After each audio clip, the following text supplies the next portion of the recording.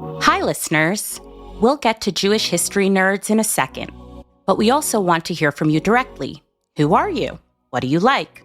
What do you hate? About this show, but also about everything.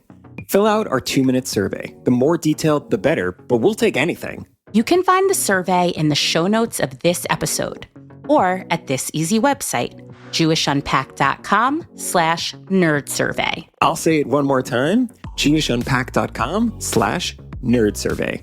Okay, on to the show. I also have to confess that whenever I say the word Inquisition, I'm immediately transported to a scene from Mel Brooks's History of the World, where there is a song about the Inquisition that, depending on your sense of humor, is either hilarious or completely inappropriate. I've only ever seen it in meme form. Is that the Nobody Expects the Spanish Inquisition? That is Monty Python. Oh, wow. Welcome to Jewish History Unpacked, where we do exactly what it sounds like. Unpack awesome stories in Jewish history. I'm Yael Steiner, and my childhood dream was to stay in school forever. I'm Jonathan Schwab, and I am in school forever. Yael, we've had a couple of really interesting episodes, and the bar is pretty high. So what are we going to talk about today? Well, I'm going to raise the bar even higher because today we're going to talk about two really awesome, empowered, cool Jewish women in 16th century Italy who had a major impact on the political and economic circumstances of their communities. Two women, you said? Yes, two different women, Dona Gracia Mendes and Dona Benvenida Abrabanel, who, yes, is the niece of the famous biblical commentator, the Abrabanel. Wow, very cool. So what did they do exactly? Well, before I tell you what they did, which is come out on both sides of an economic boycott, I'll give you a little bit of background of where they were from and what was going on in that region of the world at that time. Wow, okay. So the Ancona Affair, as this boycott is referred to, took place in 1555. And that's an amazing title, by the way. The Ancona Affair. I know, yeah, it's very saucy. It took place in 1555, also a cool-sounding year, in the Italian port city of Ancona, which is on the eastern coast of Italy, southeast of Venice, and on the west coast of the Adriatic Sea across from Croatia, because I know you're a geography buff. Jews lived in Ancona very successfully at that time. And as some of you may recall, 1555 was less than a century after the 1492 expulsion of the Jews from Spain. And many of the Jews in Ancona had migrated there due to that expulsion or to the Inquisition, which started a century prior to that in 1390. So these are Jews with Spanish roots who moved over to Italy. Yes. And interestingly enough, Benvenida and Dona Gracia came sort of on different sides of the coin of Jews who migrated out of Spain because of the Inquisition or expulsion. Dona Gracia's family was forcibly converted. We'll call those people who forcibly converted conversos.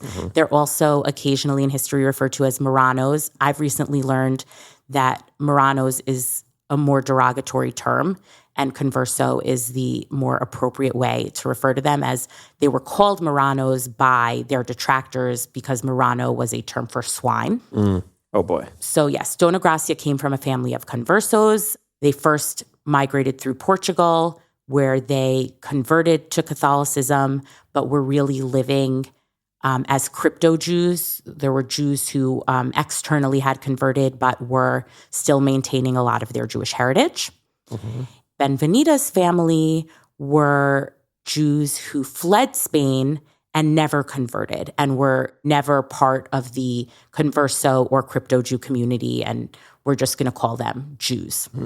Even though obviously both groups of people are Jews, but for convenience sake in this context. So you said the Inquisition and the expulsion. Yes. Just to remind me, those are two different things? Yes. Is one part of the other? So I think I always thought they were the same thing. Apparently, the Inquisition began in 1390, and I actually didn't realize this. It continued in some parts of Spain until the 19th century. Wow. So that had already been happening, the forcible conversion. That had been happening for quite a while, actually. While the Jews had enjoyed actually quite calm, peaceful coexistence with the Muslim community that they had lived under since the 8th century, there was a lot of conflict between the Jews and the Christian Catholic community. Mm-hmm. And I'm not exactly sure when, but definitely prior to 1390, in order for people not to be persecuted, killed, or forced to flee their homes, many Jewish families forcibly converted to Catholicism. So then the Inquisition is making sure that they're doing what they're supposed to be doing? Exactly. In 1390, I believe in the aftermath of a riot of some kind, there came to be a concern or a growing concern that a lot of these conversos were actually still practicing Judaism or associating with the Jewish community and connected to their Jewish roots. So while I had always thought that the Inquisition was a persecution of all Jews, what I learned while doing the research here is that it was actually an inquisition of the conversos in order to ensure that they had really completely abandoned Judaism. So the people who never converted, they're not really the targets. They are not the targets. It's really the quote-unquote Christians who used to be Jews who are the targets of the Inquisition. That is interesting because I've always similarly thought, the Inquisition is this terribly anti-Semitic oppression of Jews. Yes. Which it is. It sounds like, but not all Jews. I also have to confess that whenever I say the word Inquisition, I am immediately transported to a scene from Mel Brooks's History of the World, where there is a song about the Inquisition that, depending on your sense of humor, is either hilarious or completely inappropriate. I think that's the case with a lot of Mel Brooks's humor. I've only ever seen it in meme form. Is that the Nobody Expects the Spanish Inquisition? That is Monty Python. Oh, wow. But there's this whole song, which I'm not going to sing for you, about the Inquisition. Let's begin the Inquisition.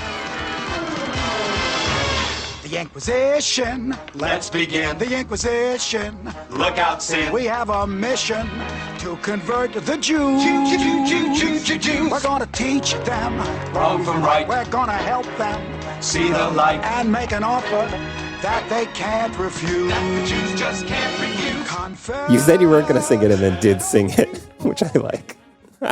Anyway, that song is going through my head. And when I visited Spain in 2019, I sang that song the entire time we were there.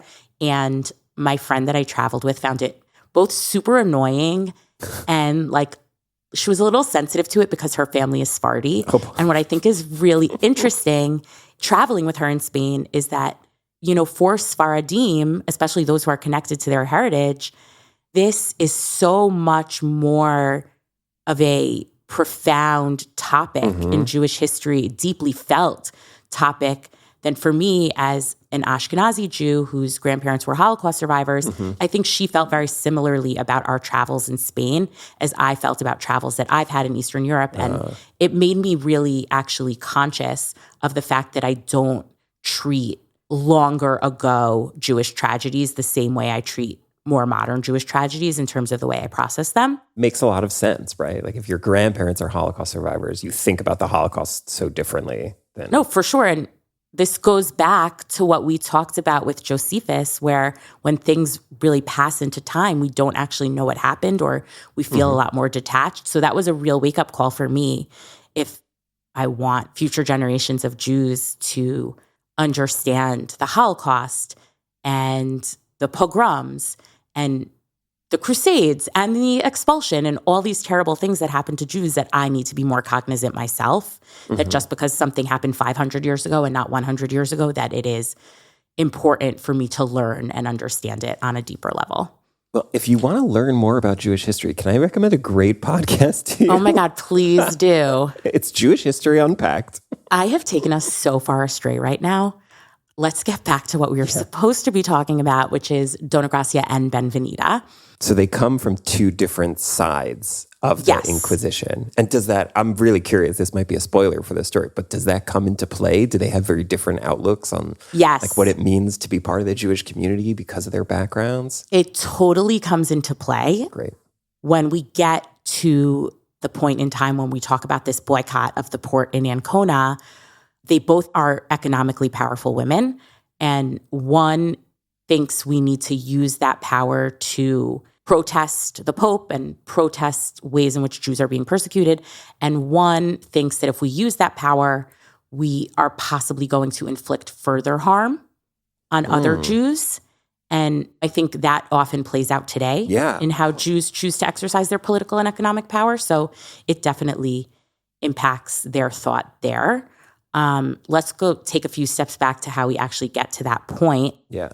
As I mentioned, in 1492, there is a major expulsion of Jews from Spain upon edict from Ferdinand and Isabella. It's always easy to remember what year that happened in. I know. Because something else also happened. It's like, I think that if you like took a poll of American students, maybe most American students don't know about the expulsion. I honestly don't know. But if you took a poll of like American Jewish students, the only royal couple in history they probably know is Ferdinand and Isabella.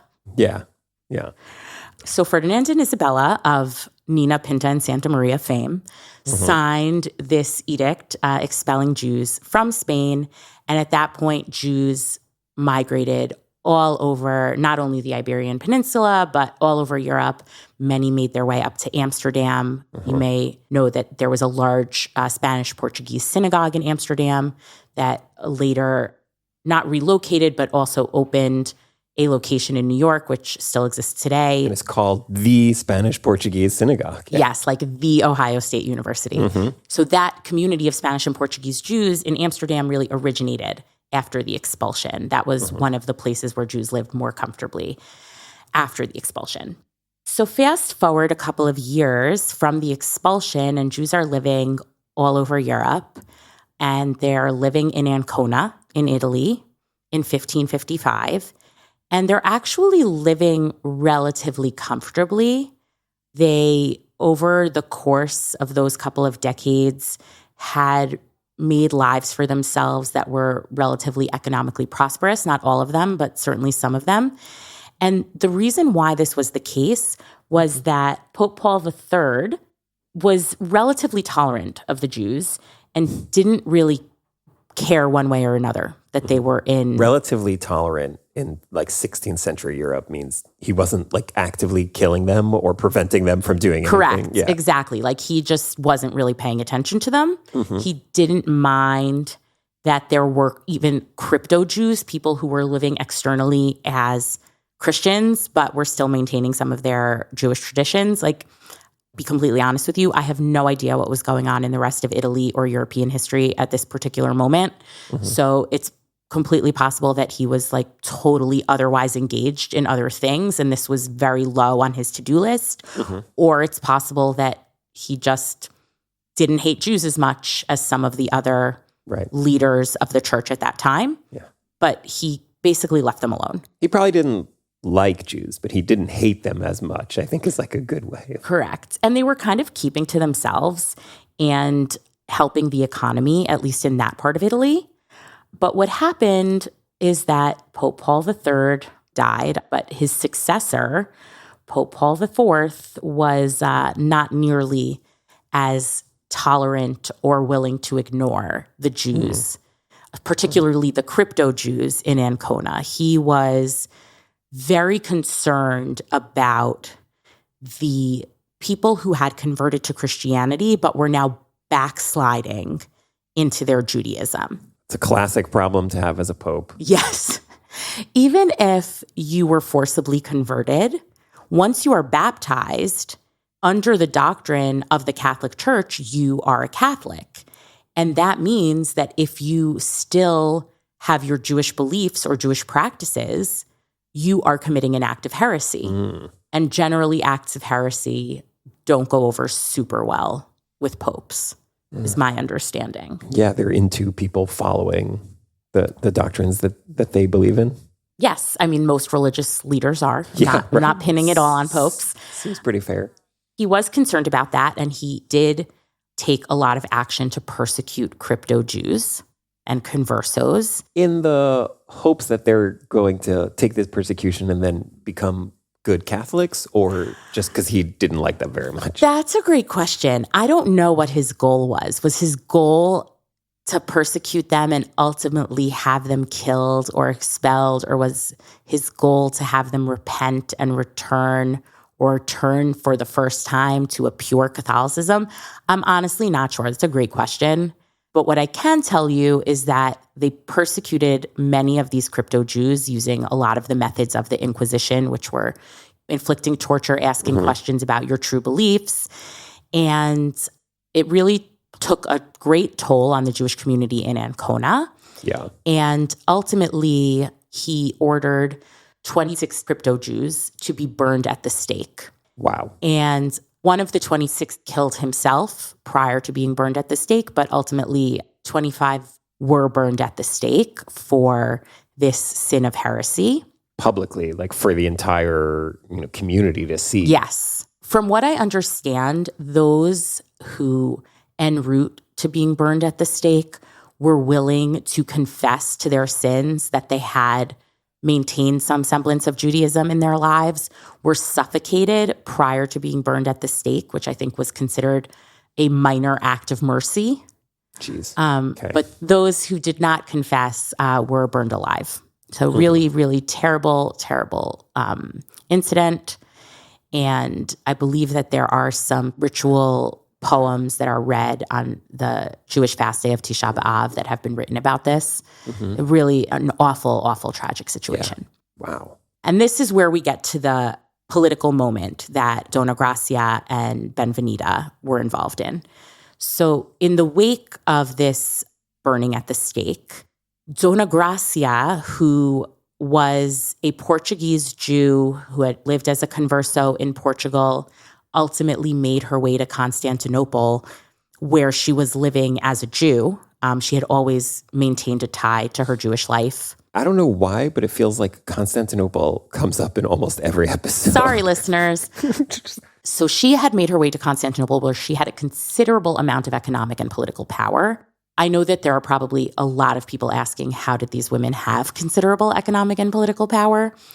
They inherited their money from their husbands. They were widowed. And that was really the only way that women in that era were able to attain personal wealth and any kind of power. It was bequeathed to them with the money that they inherited from their husbands. And is that because they didn't have sons, or their husbands didn't have brothers? Honestly, I can't remember which one, or if it was both of them. At least one of them had sons, and there was some controversy that she was left the money and not the sons. I think it was Benvenida, because I know that later in her life, there was a major controversy over inheritance. Maybe it wasn't totally coincidental. Their husbands had confidence that they could take over these estates and stuff. Okay. They were hugely competent, smart women. And Dona Gracia, living in Constantinople, was in fact so well connected that she even had direct lines to the Sultan of the Ottoman Empire, which we'll come back to a little bit later. Yeah. So in the wake of this burning at the stake, Dona Gracia, who really is a hugely interesting woman, and I wish we had time to get into her whole biography. She had many different names. She was given a Catholic name, which she hated, and insisted on being called Gracia, which we believe she chose as a translation of her Hebrew name Hannah, from the root chain, which means grace in Hebrew. She had a very strong Jewish identity. And even though she had been forced to live as a converso for a time in her life, she never deviated from her commitment to Judaism. Her husband, the one who left her the money, was actually her uncle, which okay, sure, was very, very normal at the time, not casting any judgment. And not only was but this way, when the money passed to her, it was still staying in the family type. Correct. Not only was it super normal for everyone, I think, at this time in history. It was particularly common in converso families because they were concerned about maintaining their ties to their Jewish lineage and their familial heritage. They really kept You want to marry people with like a cultural similarities. You want other Jews pretending to live as Christians. The Jews living as Jews aren't going to fit, and the Christians living as Christians aren't going to fit. So there's a smaller dating pool. That's generally what happened in converso communities.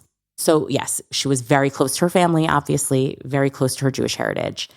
And she was living in Constantinople, and she heard about what had happened in Ancona with these individuals being burned at the stake. And I think that was really the final straw for her.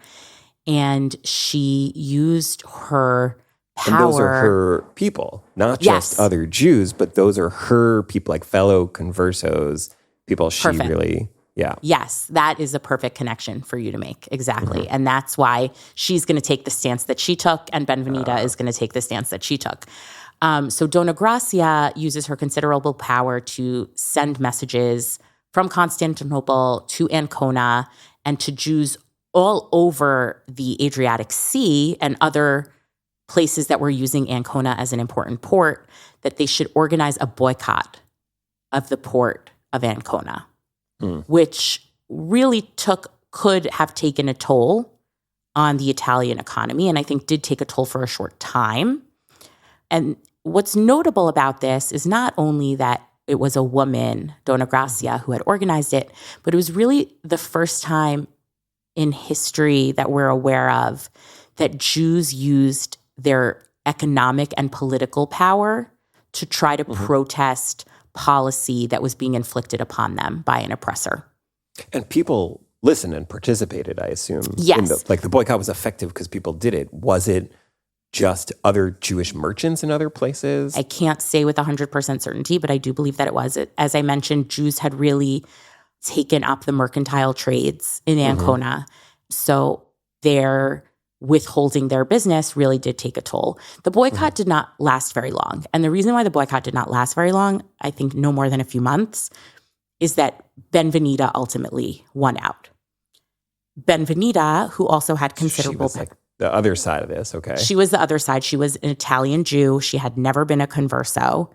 And she was also someone who had ascended to political and economical power, I believe through inheritance, and a very controversial inheritance, if I remember correctly. She felt that an economic boycott would do more harm than good, in that it would anger the Italians.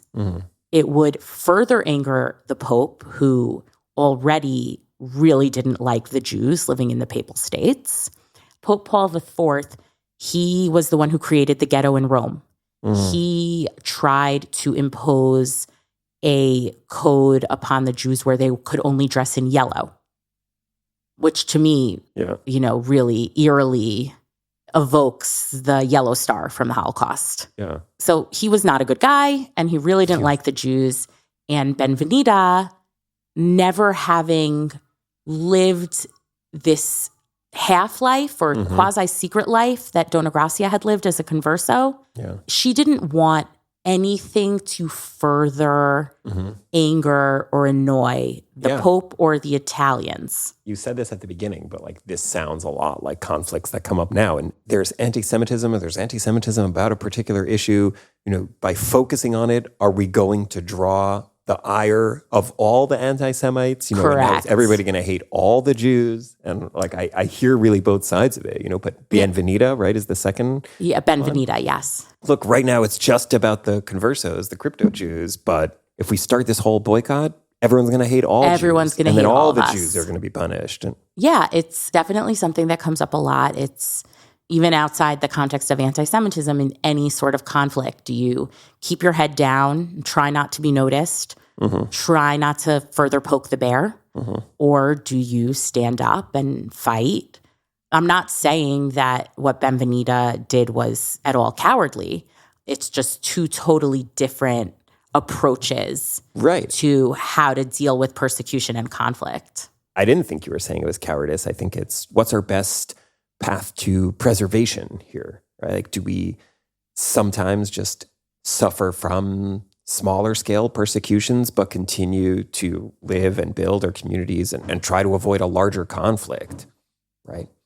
Or is Gracia Mendes's point of just like, look, there are things that we can't stand. And what's the point of all this power that we have amassed for ourselves if we're not going to do something with it? So I think there are those who feel that the two women could have cooperated. And if they would have cooperated, that maybe there could have been a more successful outcome. Mm-hmm. That, to me, rings of sort of modern day misogyny of, women don't support each other. I've never heard any stories of any conflicts involving men, so it seems to me like it's only women that get into fights like this. Only when women have power are there issues between them. Correct. Clear. I hope that by now the listeners have gotten my sarcasm. Otherwise, you're being sarcastic? Yeah. I'm a little slow on the uptake. One thing that I neglected to mention is that it wasn't simply that Dona Gracia thought we should boycott the port of Ancona, because I think that also would have hurt Jews economically. And I don't think she wanted to hurt everyday lay Italians economically either. Her proposal was that they move to the nearby port of Pesaro, which apparently was a less desirable port for a few different reasons, one of which was that the water was not as deep. And perhaps that limited what types of ships could enter that port or how many ships. And I just think it's so interesting that something as seemingly benign as the depth of water in certain parts of the Adriatic Sea could make a difference in a political movement. Because there were people who didn't want to support the boycott because they didn't want to use the port at Pesaro. It was less desirable from an economic perspective. It's a shallow port. Come on. Nobody wants a shallow port. No one wants to do shallow port shipping. Exactly. Do you know what kind of additional, manpower you need to unload your goods? I do. I'm intimately familiar with how hard it is to load and unload a cargo ship. I'm not. It sounds really hard. But Benvenida opposed this, not only because in general was she trying not to poke the bear, but she also felt that there was a tremendous amount of anti-Semitism in Pesaro. Hey, it's not like that port's so much better. Yeah, there had been some major anti-Semitic incidents there. There was a count, but the count who had a lot of power in Pesaro was not a fan of the Jews and also had done some despicable things, maybe not as viscerally despicable as burning 25 people at the stake. But I think Benvenida did not want to reward him either. When you first said count, I thought you were going to say that they literally counted all of the Jews and then did something with that number. But it's totally possible that they probably did that too. And going back to a question you had before about Benvenida, I was reviewing some notes here, and it does seem that she attained a lot of her economic and political power through sheer force of will. Mm-hmm. And apparently that she did win that inheritance controversy really truly based on her character and her forcefulness. So we're really talking about someone who must have really been something. So they're on opposite sides of this debate. And we may not know this, but were they directly talking to each other, or they're sort of just operating in their own independent spheres? I'm not sure what the communication was between the two of them, if letters were sent or messengers were sent, but they did know each other personally from back in the day, apparently living in Italy. So it could be one of these, childhood or young adult dislikes that really ended up playing out on a much larger stage. They were rivals all the way back from the school that they probably both were not allowed to attend. Yeah, they were like schoolyard frenemies, maybe. Mm-hmm. Yeah. And what happened was that Benvenida's family fled, never having converted. Mm-hmm. And Dona Gracia's family fled to Portugal, but ultimately all the Jews living in Portugal were forced to convert.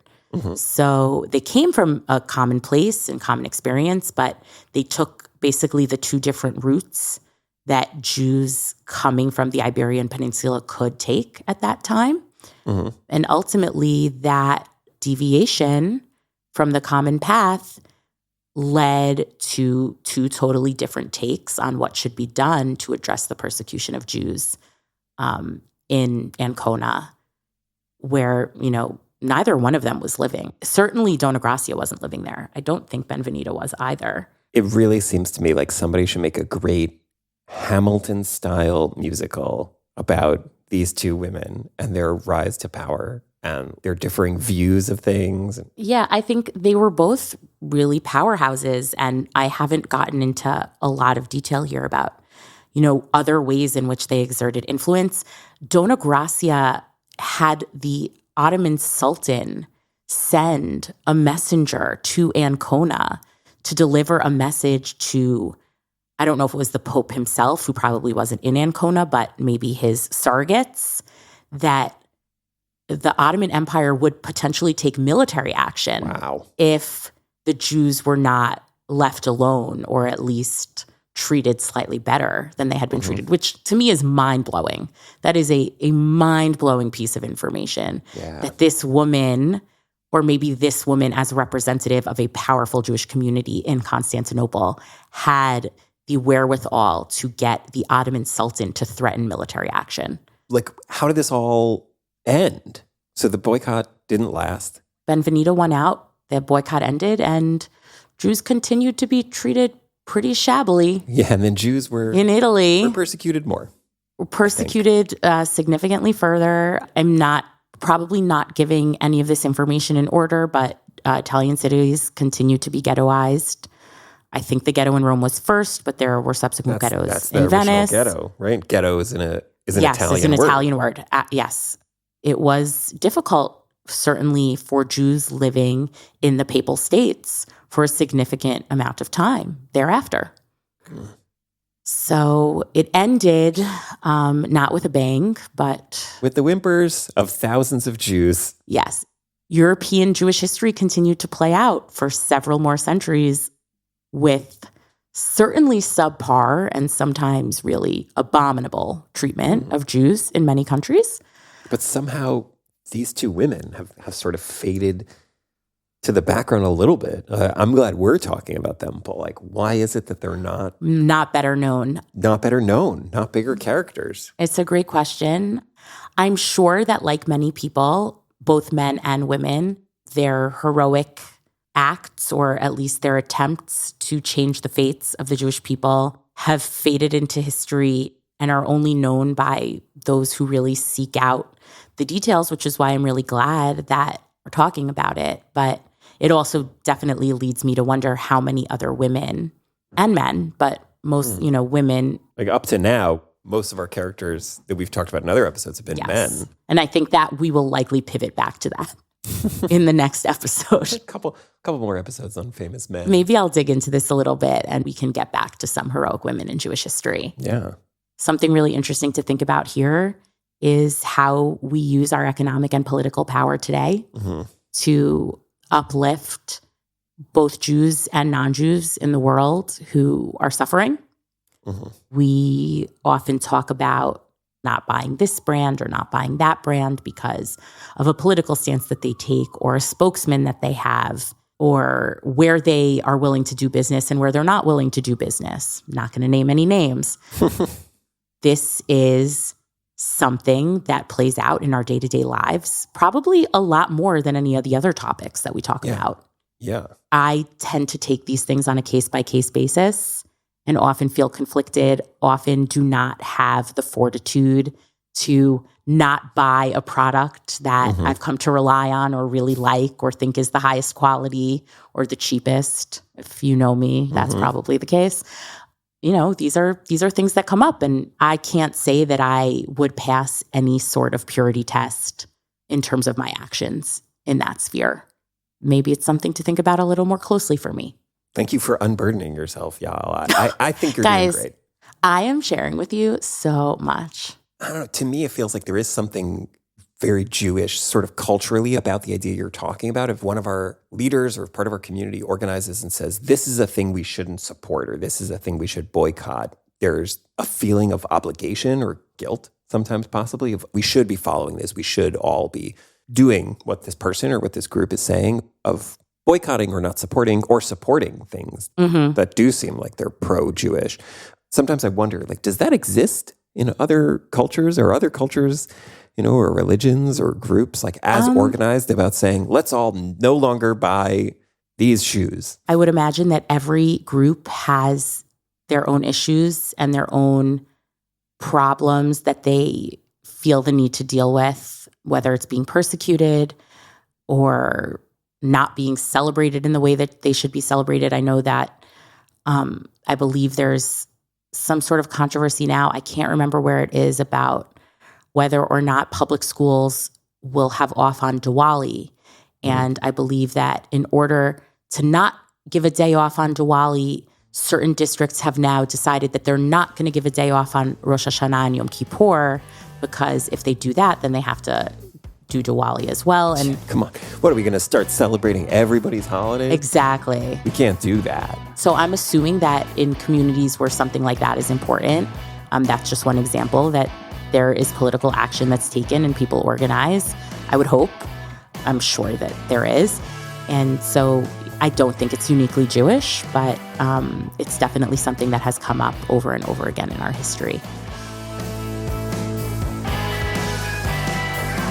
Thank you for listening to Jewish History Unpacked, a production of Unpacked, a division of Open Door Media. If you like this show, subscribe in your podcast app of choice and give us 5 stars and write us a review on Apple Podcasts.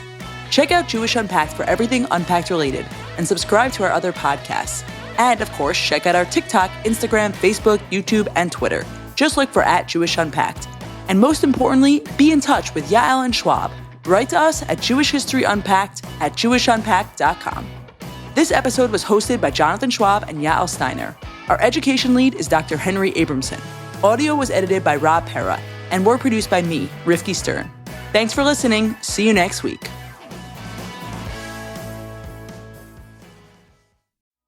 Thanks for listening. Remember, please fill out that survey. You can find it in the show notes of this episode or at jewishunpack.com/nerdsurvey. That's jewishunpack.com/nerdsurvey.